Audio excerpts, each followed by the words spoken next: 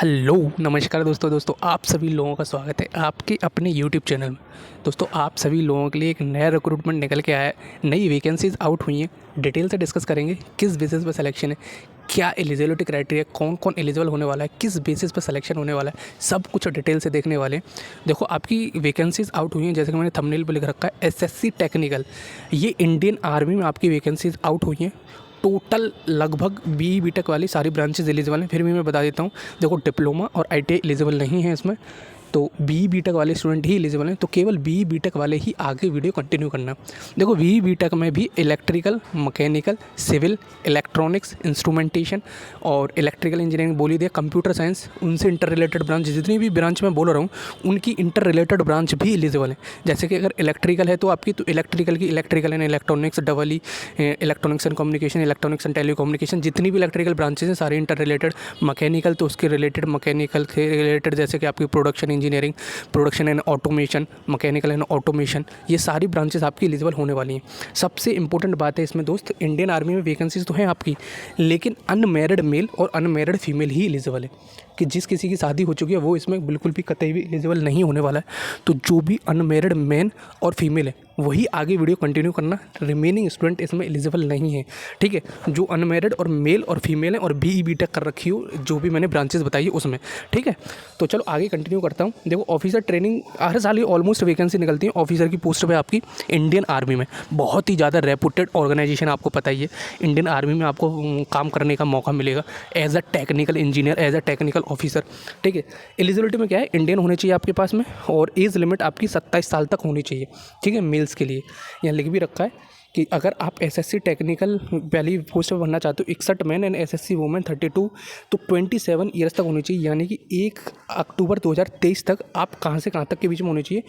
2 अक्टूबर 1996 से लेके 1 अक्टूबर 2003 तक, दोनों डेट इंक्लूसिव है, इसके बीच में हो तो ही आप इसमें एलिजिबल होने वाले हो। अगर 1 अक्टूबर 1996 भी है तो आप एलिजिबल नहीं होने वाले हो। इन दोनों डेट के बीच में जिसकी डेट ऑफ बर्थ होगी केवल वही एलिजिबल होने वाला है। ठीक है, डिटेल से देखते जाना एक एक बात। जो भी फाइनल ईयर के स्टूडेंट है, यहाँ लिख रखा है all final year appearing student whose final year marksheet will be scheduled after 1 October are not eligible. देखो सिद्ध भाषा में ये बात है, अगर जिस किसी की डिग्री या सेमेस्टर 1 अक्टूबर 2023 के बाद में आने को है वो एलिजिबल नहीं है, तो डेफिनेटली फाइनल ईयर वाले स्टूडेंट एलिजिबल नहीं है। तो यहाँ पे क्लियरली मेंशन कर रखा है।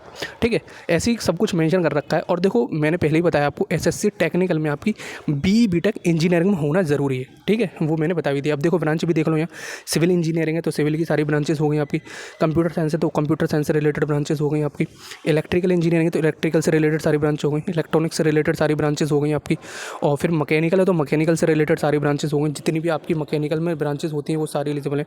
तो ऐसे करके यहाँ देख सकते हो, देखो 20 पेज की PDF है, उसमें सब में एलिजिबिलिटी वगैरह दे रखा है। मैं आपको मेन पॉइंट बता देता हूँ। देखो सैलरी की तो इसमें सोचो ही मत, बहुत बेहतरीन सैलरी होती है, तो क्या ही बताया जाए इसमें। ठीक है, और सैलरी से मोस्ट इंपॉर्टेंट बात, आपको इंडियन आर्मी में मौका मिलेगा। ठीक है, BE-BTech की वैकेंसीज हैं इसमें, टोटल 189 के आसपास आपकी टोटल वैकेंसीज हो जाती हैं। ठीक है, ये रैंक दे रखे हैं कौन सी रैंक पे क्या पैसा मिलने वाला है। मोस्ट इंपॉर्टेंट पहले पैसा बता देता हूँ आपको, 56,100 से लेके 1,77,500 के बीच में सैलरी मिलने वाली है। तो इन हैंड आपके हाथ में 1 लाख प्लस ही सैलरी आने वाली है। ठीक है, जो भी एलिजिबल है इसमें, तो यहाँ मेंशन सब कुछ कर रखा है। और एक बार देख लेना क्या क्या अलाउंस होता है, बहुत कुछ मिलता है इसमें, सब कुछ इसकी बात ही नहीं है। आपको सिलेक्शन पे ध्यान देना चाहिए, इसमें कैसे सिलेक्शन होने वाला है। ठीक है, बाकी सब तो जो भी है अच्छा है, बहुत बेहतरीन वैकेंसीज हैं और बहुत बेहतरीन ऑर्गेनाइजेशन। आपको इंडियन आर्मी से अच्छी ऑर्गेनाइजेशन और डिसिप्लिन्ड ऑर्गेनाइजेशन कहाँ ही मिल सकती है। ठीक है, सिलेक्शन प्रोसीजर देखो दोस्त SSB के थ्रू होगा।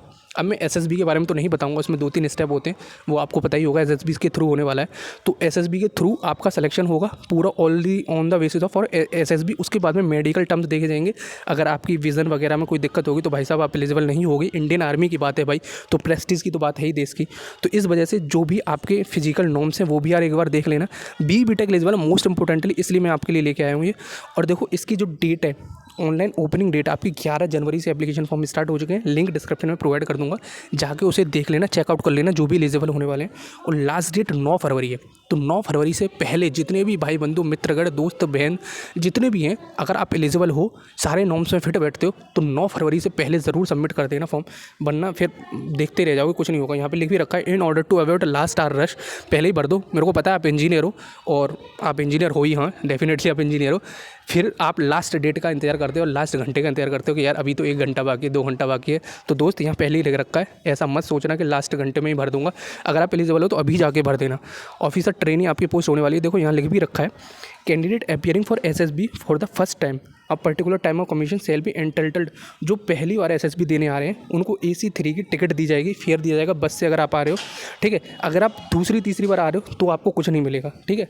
यहाँ मेंशन कर रखा है। मेडिकल टर्म्स आप देख लेना क्या क्या मेडिकल टर्म्स होते हैं और सारे डॉक्यूमेंट वगैरह सब कुछ होता है। देखो यहाँ पे लिख भी रखा है 2 स्टेज सिलेक्शन प्रोसीजर होता है। Those who clear stage 1 and stage 2, those who fail stage 1 उनको बाहर भेज दिया जाएगा। 5 दिन का एसएसबी का पूरा इंटरव्यू चलता है। उस 5 दिन में अगर किसी भी एक स्टेज में आप फेल मारते हो तो आपको आगे कंटिन्यू नहीं किया जाएगा, वहीं से आपको घर भेज दिया जाएगा, ठीक है।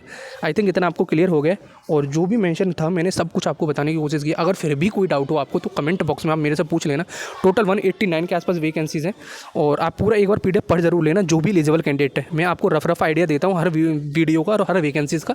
अगर आप किसी में अगर एलिजिबल होते हो तो उसको पूरा डिटेल में डाउनलोड करके पढ़ लीजिए करिए, क्योंकि मैं कमेंट बॉक्स में और डिस्क्रिप्शन बॉक्स में दोनों में आपको प्रोवाइड कर ही देता हूँ लिंक, तो वहाँ डायरेक्ट जाके आप अप्लाई कर सकते हो, ठीक है। तो that's all from my side. तो दोस्त मिलते हैं अगली वीडियो में, जब तक के लिए दोस्तों जहाँ भी रहो पढ़ाई करते रहो। चलो मिलते हैं अगली वीडियो में, जब तक के लिए जय हिंद जय भारत।